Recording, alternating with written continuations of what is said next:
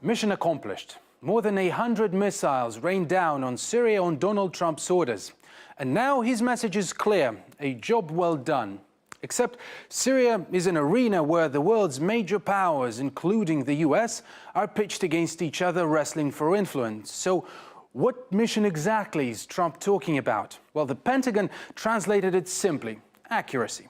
Isn't it actually impossible at this stage militarily to know whether that mission, as described, was accomplished? Last night's operations were successful. We met all of our objectives. We hit all of our targets successfully. Russia says Syria's Soviet-era air defense systems shot down roughly 70% of the missiles fired, while the US military stressed their success. But obliterating a few sites barely touches on Washington's greater game plan in Syria. And when tasked with spelling out what does, it's overwhelmingly unclear.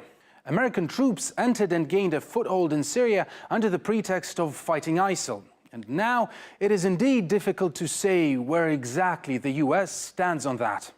I am proud to report that the coalition to defeat ISIS has liberated very close to 100% of the territory just recently held by these killers in Iraq and in Syria and in other locations as well.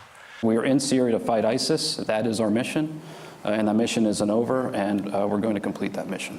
So in a matter of a few months, Islamic State went from almost extinguished from the face of the earth back to a plausible threat. And defeating ISIL is one of America's more concrete missions. The country's UN envoy, for example, indicated that cleansing Syria of terrorists per se is a start, but not the only thing being pursued.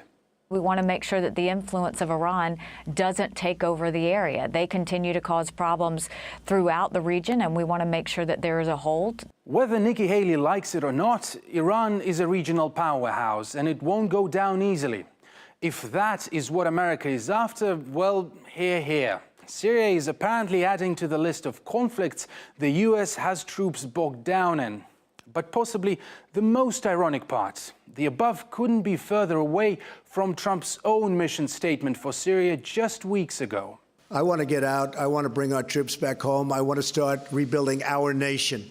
Critics have been on Trump's back for a lack of a coherent plan on Syria. But it's a strategy that works wonders for keeping their foot in the door indefinitely.